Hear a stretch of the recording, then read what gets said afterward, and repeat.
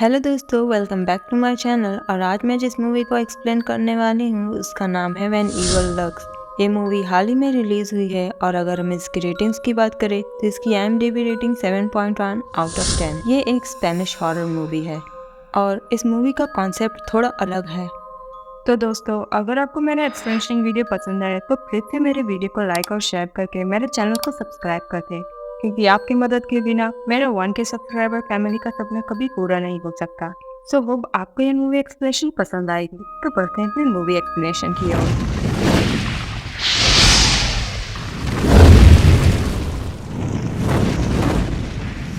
तो मूवी की शुरुआत होती है अर्जेंटीना के एक टाउन से, जहां पर हम दो भाइयों को देख पाते हैं, जिनमें से एक का नाम पेड्रो होता है और दूसरे का नाम जिमी होता है।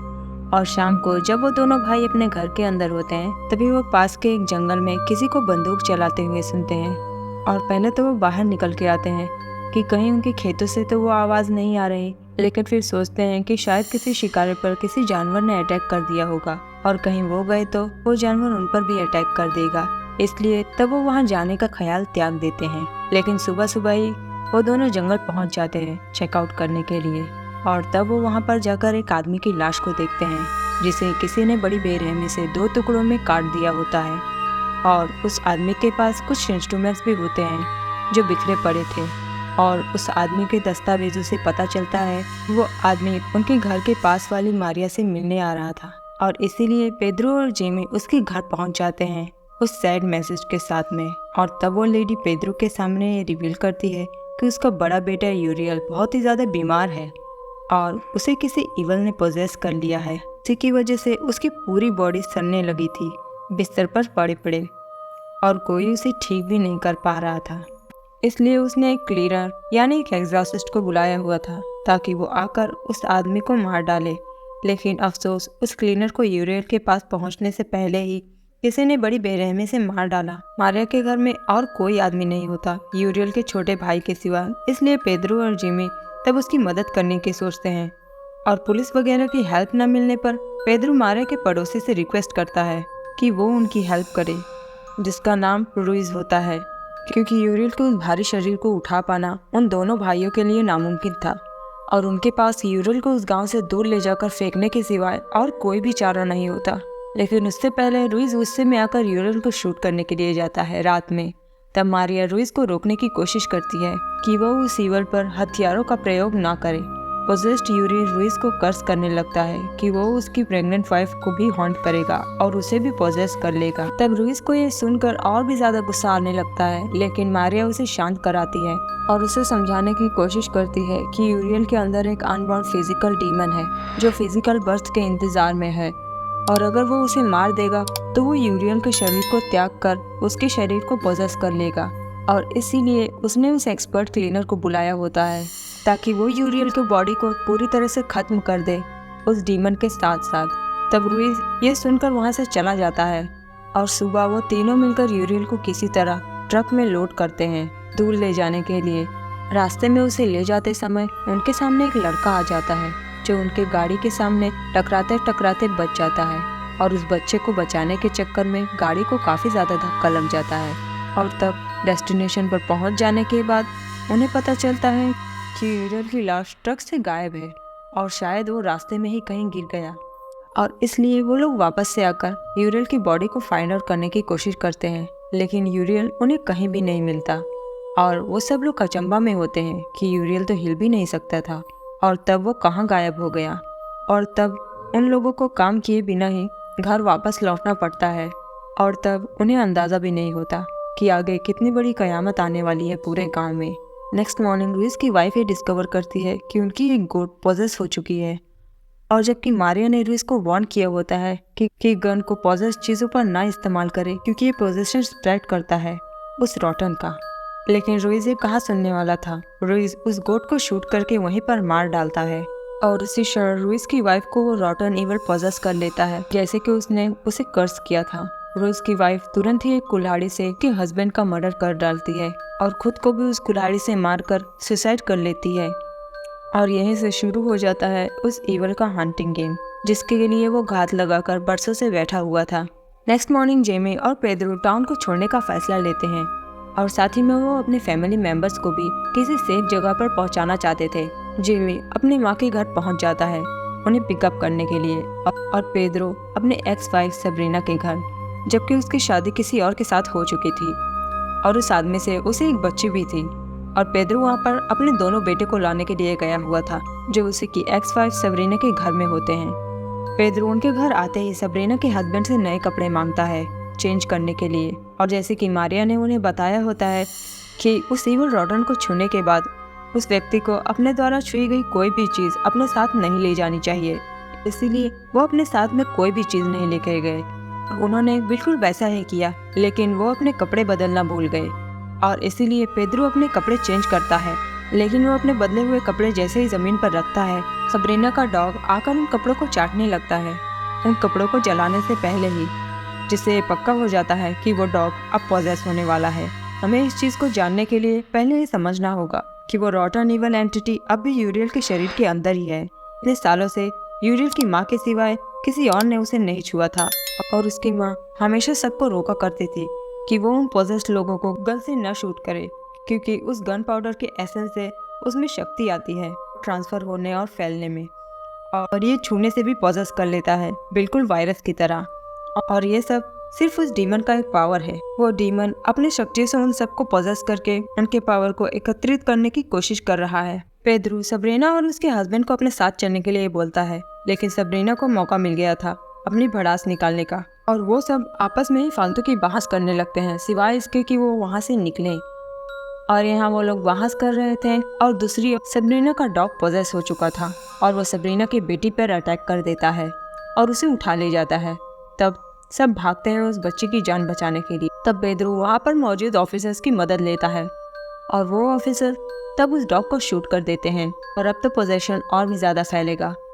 सबरीना की बेटी की जान बच जाती है और तब सबरीना के दिल को तसल्ली होती है और ये बड़ी अजीब बात होती है।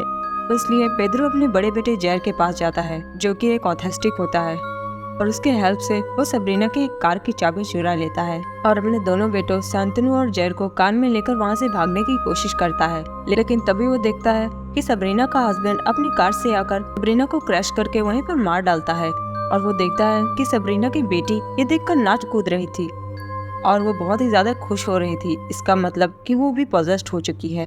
फिर पेड्रो आकर जेमी और अपनी माँ को पिकअप करता है और पेड्रो अपनी माँ से अपनी सारी मुसीबतों के बारे में बताता है, लेकिन पेड्रो की माँ पोजेशन वगैरह के बारे में बिल्कुल भी विश्वास नहीं करती थी।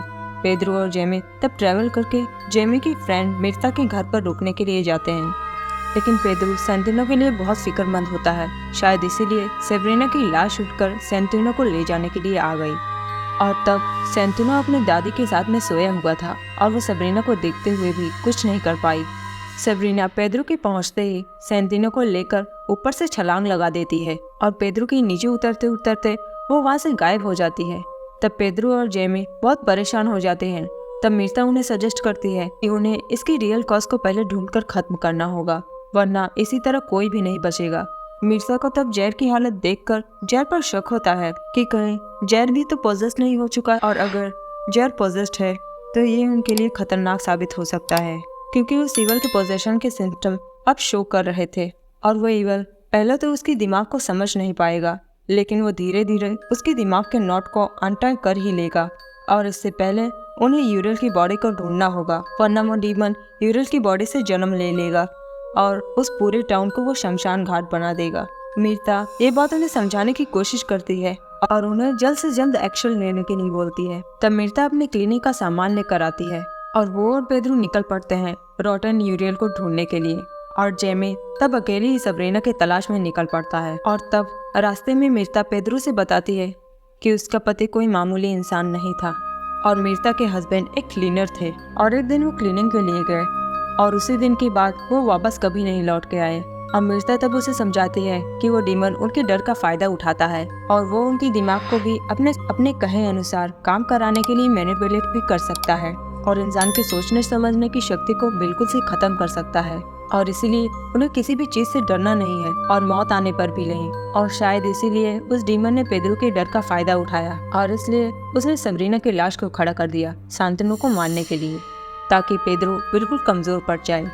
और मीर्ता तब पेद्रू से बताती है कि उसके पति के मर जाने के बाद मीर्ता अपना सब कुछ छोड़कर भाग गई, बिना सोचे समझे, जहाँ उसका दिमाग भी नहीं जानता था, और इसलिए उसकी जान बच गई। और दूसरी ओर जेमी जब सेब्रिना को ढूंढ रहा होता है तब देखता है कि सेब्रिना ने सेंटिनो को मार डाला है, और जेमी भी तब गुस्से में सेब्रिना को कार से क्रश करके मार डालता है, और इसी वजह से जेमी की कार एक पेड़ से टकरा जाती है। सीन शिफ्ट होता है और हम पेद्रू की माँ को देखते हैं जो घर पर अकेली होती है जैर के साथ में, और वो कार से निकल आता है सही सलामत और अपने दादी से आकर बोलकर खाना मांगने लगता है, जिसे देखकर उसकी दादी डर जाती है। इसका मतलब उस ईवल ने जैर के दिमाग के नॉट को सुलझा लिया है और वो जैर को पूरी तरह से पोजेस कर चुका है। पेद्रू और मीर्ता की तलाश उन्हें लेकर जाती है एक स्कूल तक, और वो स्कूल पूरी पोजेस बच्चों से भरा पड़ा था, और वो सारे बच्चे तब उन दोनों से बहुत बोल्डली झूठ बोलते हैं, और वो उन दोनों का ध्यान बांटने की पूरी कोशिश करते हैं ताकि वो उस डीमन की मदद कर सके। कोई बोलता है कि उसकी फादर यूरियल को उठाकर लाए और उन्होंने उसे अपने घर पर रखा है, जो कि सरासर झूठ होता है। लेकिन कुछ क्लूज के हेल्प से पेद्रू यूरियल की बॉडी को ढूंढ लेता है, जो कि यूरियल अपने बॉडी को बहुत सारे लोगों के डेड बॉडीज के बीच में छिपा कर रखा होता है ऑडिटोरियम में एक स्टेज के अंदर। तब मीर्ता अपने इंस्ट्रूमेंट को तैयार करती है उस डीमन के जन्म से पहले उसको डिस्ट्रॉय करने के लिए, और तभी कुछ बच्चे पेद्रू का ध्यान भटकाने की कोशिश करते हैं और पेद्रू से कहते हैं कि बाहर एक फायर एक्स है और शायद उसे वो अपने पास रखना चाहिए क्योंकि उसे इसकी ज़रूरत पड़ सकती है। पेद्रू तब बिना सोचे समझे भागता है ऑफिस की ओर, जबकि मीर्ता उसे रोकने की पूरी कोशिश करती है कि वो उसे छोड़कर ना जाए, और जैसे ही पेद्रू ये गलती करता है वो पोजेस्ड बच्चे मीर्ता को कमरे के अंदर ट्रैप कर लेते हैं और मीर्ता को बड़ी बेरहमी से हैमर से पीट पीट कर मौत के घाट उतार देते हैं और उस इंस्ट्रूमेंट को डिसमेंटल कर देते हैं पेद्रू के आने से पहले ही, ताकि पेद्रू कुछ भी न कर पाए। और तब वो रोडन पेद्रू को बहुत टॉन्ट करता है, जिसकी वजह से पेद्रू को बहुत ज़्यादा गुस्सा आने लगता है, और ये सब कुछ देखकर पेद्रू अपना आपा खो देता है और वो यूरियल को उस इक्विपमेंट के एक पीस से मार मार कर मौत के घाट उतार देता है, जबकि उसे ये नहीं करना था क्योंकि वो ईवल वही चाहता था। और तभी एक फिजिकल डीमन एक बाल रूप में यूरियल के शरीर को चीरकर जन्म लेकर बाहर निकल आता है, और बाहर आते ही पेद्रू के सर पर अपना हाथ फेरता है क्योंकि उसी की वजह से उसका जन्म मुमकिन हो पाया था। और फिर वो न्यूली बॉर्न डीमन सुबह के उगते सूरज की ओर आगे बढ़ने लगता है और वो बच्चे तब उसे फॉलो करते हैं बड़ी खुशी से। बेचारा पेद्रू इतनी कोशिशों के बाद भी पूरी तरह से हार जाता है। जेमी और जेर के पास घर वापस लौट आता है। तब जेमी यूरियल के पॉजेस छोटे भाई को देखने के लिए जाता है उसके घर पर, जो उससे बताता है कि उसने 4 दिन पहले उस ओरिजिनल क्लीनर को मारा था और अपने माँ के साथ भी उसने वही किया, मतलब उसने अपनी माँ को भी जान से मार डाला है, और ये सब उसने उस डीमन के कहने पर किया था। और घर पर पेद्रू जेर को आइसक्रीम खाने के लिए देकर चला जाता है नहाने के लिए, और पेद्रू जब नहा रहा होता है तब नोटिस करता है कि उस डीमन के हाथ के निशान उसके माथे के ऊपर से मिट ही नहीं रहे थे, और शायद ये कभी मिटने वाला भी नहीं था। जेर जब उस आइसक्रीम को खाता है तब चोक करने लगता है। तब पेद्रू उसके मुंह में उंगली डालकर उस चीज को निकालने की कोशिश करता है। तब जेर के मुंह से पेद्रू की माँ का लॉकेट और उसके बाल बाहर आने लगते हैं, जो कि ये दर्शाता है कि पोजेशन के दौरान जेर ने अपने दादी माँ को मारकर खा डाला था। और ये देखते ही पेद्रू बिल्कुल टूट सा जाता है और बाहर आकर दोनों भाई अफसोस करके रोने लगते हैं कि उनका अब कोई भी नहीं बचा उनके पास, और वही लोग वजह बने उन सब की मौत का। और इसी के साथ ये मूवी यहीं पर एंड हो जाती है। और इसी के साथ हम अपने एक्सप्लेनेशन को यहीं पर एंड करते हैं। तो मिलते हैं नेक्स्ट वीडियो में, तब तक के लिए good bye, take care and thanks for watching.